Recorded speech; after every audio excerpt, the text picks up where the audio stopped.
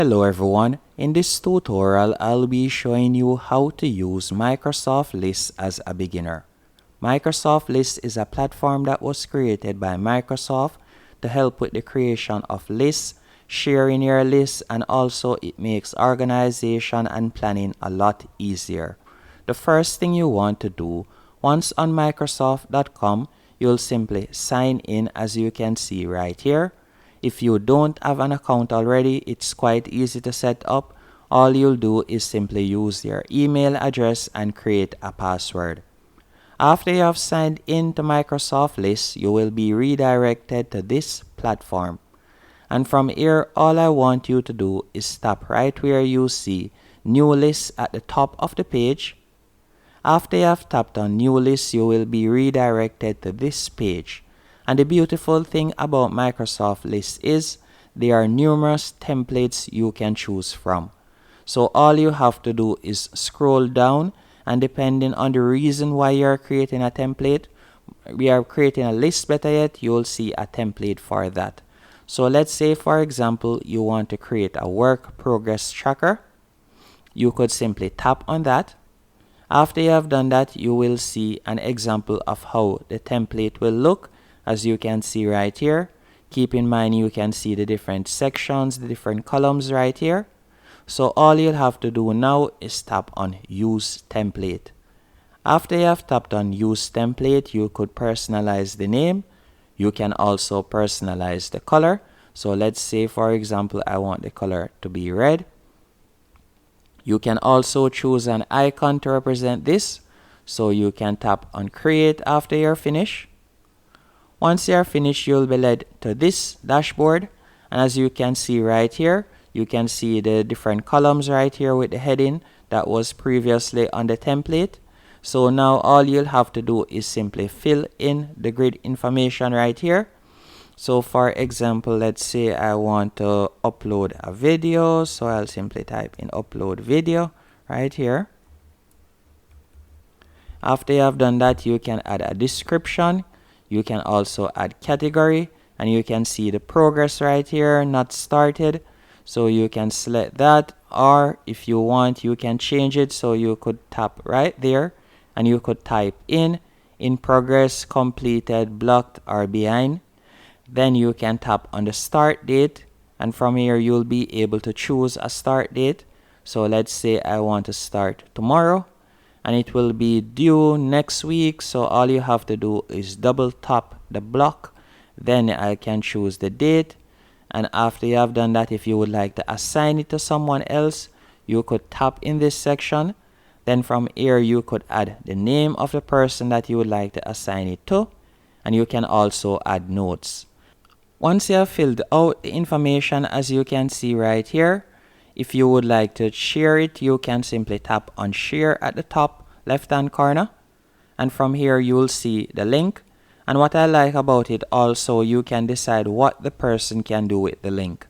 And also, once they receive your shared link, they don't have to sign into Microsoft to get access to it. So all you'll do is tap right where you see anyone, then you'll see the option more settings. You could tap right there, and instead of them having permission to edit the list, you could tap on Can View. Then from there, you'll simply tap on Apply. After you have tapped on Apply, you can now share this link with anyone on any social media platform, and they'll be able to view your list. And also, if we were to go back by tapping on Microsoft Lists in the top left-hand corner, you'll be able to see all of the lists that you have created thus far.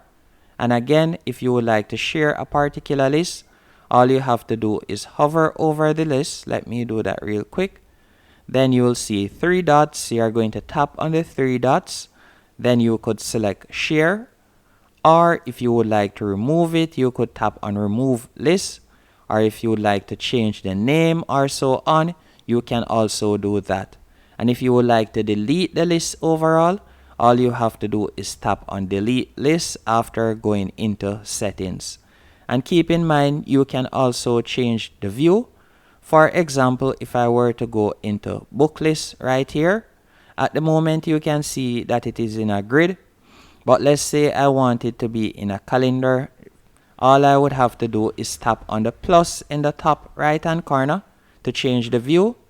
After you have done that, you can tap on calendar right there. Then you'll simply add the name. So let's say I just want to name this test.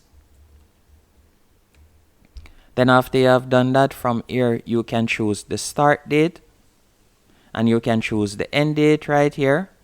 After you have done that, you can scroll down and you can see more options. So for example, you can add a title of the items on the calendar. Once you are finished, you are going to tap on create. Now you can see that I have changed the view right here.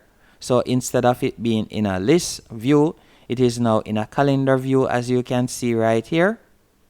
And if you would like to change it back, all you have to do is go back to the top right hand corner, then tap on books, and you can see that it goes back to its original list view. And if I would like to change it back to the calendar, all I have to do is tap on test 1, and you can see right there it has gone back to the calendar view. And if I would like to add new items, all I have to do is go over to the top left hand corner and tap on add new item. From here I can add the title, as you can see right here, enter the value. So this will show up in a new column. Let's say for example I were to go into the regular view right here, the list view. I could simply tap on add new item from either the top left hand corner or the bottom left hand corner. And from here I could add a new book, I can add a new genre, and also you could tap on add column and I could add a new column. Let's say for example I want to add an image. All I would have to do is tap on image. After I've done that, I would tap on next. Once you have done that, you can simply type in a name. So let's say the name of the book. Then I'll type right where you see image. You can type right there right where you see type image, and you're going to tap on save. After you have done that, you would simply tap on the column. Column has been added right here, so I could now add a photo or the book cover of each book. So let's say I want to add the book cover for The Great Gatsby. All I would have to do is tap in the box, double tap in the box, then I'll tap on add image. After I've tapped on add image, it will automatically open the storage on my device. So I'll select the book cover, then tap on open, then I'll select upload.